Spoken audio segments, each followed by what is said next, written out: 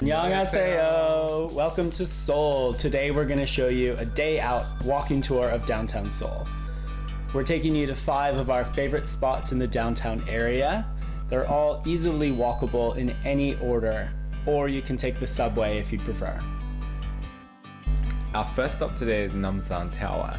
It is a pretty steep walk up, but you can get there by various paths from almost any direction. Made it! Fine, it's easy. Woo! Or you could take a bus. Check the description below for more details on buses. Third option is to take the cable car, which starts from the north side. It's 6,000 won one way, 8,500 won return, and operates from 10 AM to 11 PM. At the top of Namsan, there are a variety of things to do, including some traditional games, a small mall with cafes and restaurants, and of course the tower. The costs are low, and there are some great package options as well. However, views from the top are very dependent on weather and air quality. A good rule of thumb to follow: if you can't see the tower clearly from the city, you won't be able to see much from the top either. But you still get pretty good views even if you don't go up the tower.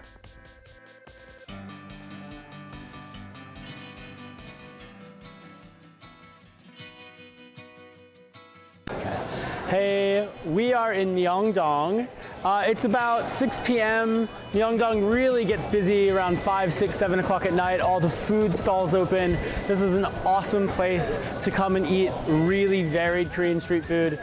We've had everything from lobster tail to fried chicken, tteokbokki, it's all here. You can get drinks in a bag to walk around with, and this is a great place to come shopping. You can have everything from face masks and BB cream, cosmetics, clothes, it's all here. Myeongdong is one of the must-see places in Seoul. You'll get lost. It's very confusing. You'll hear all the languages of Asia here.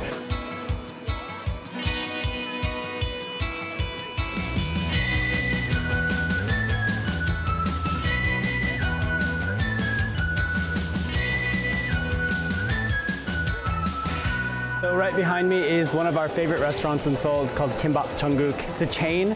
It's really cheap Korean food. You can get basically any type of Korean food except barbecue.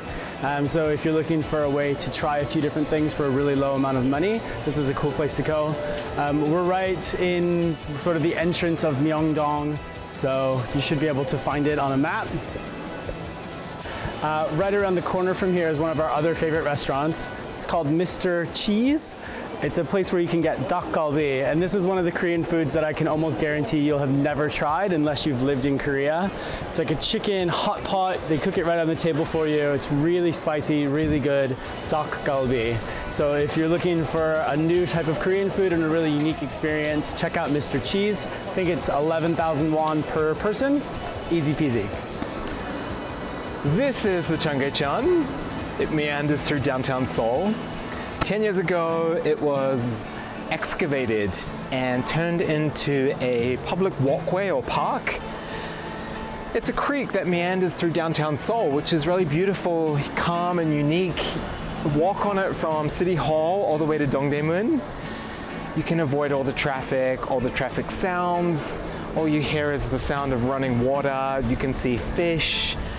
There aren't a lot of people that walk along it, so it's a beautiful way to see and feel a bit serene in the city.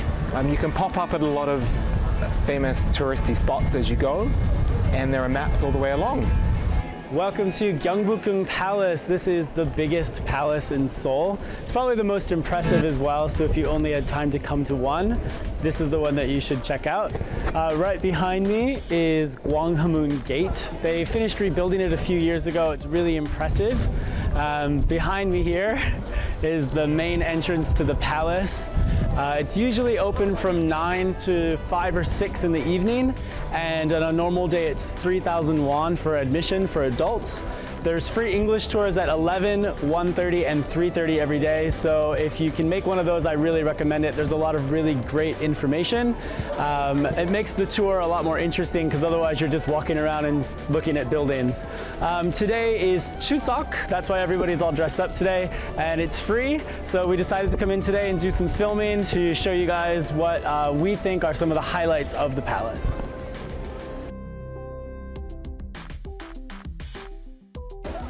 National Folk Museum just east of the palace. I think it's free, so check it out.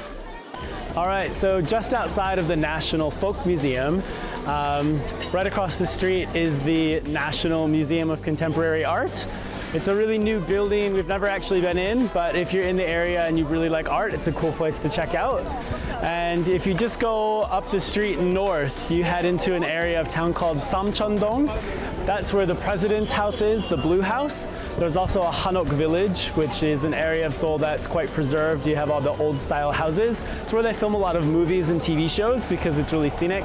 And now it's basically just full of art galleries and little ice cream and coffee shops. It's a cool place to take a walk for the day.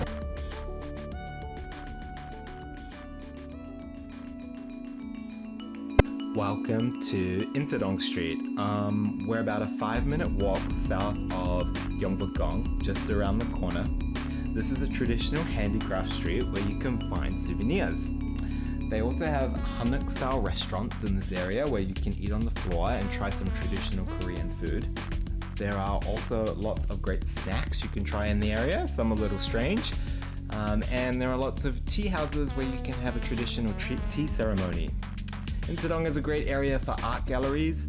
You can see traditional crafts being made, and there's lots of quirky design boutiques as well. Perfect place to buy some cool gifts to take home. Thanks for watching. Check the description below for more information about the places you've seen in our video. Remember to like and subscribe. We'll love you long time. Thanks for watching. Cheers. Bye. Have fun.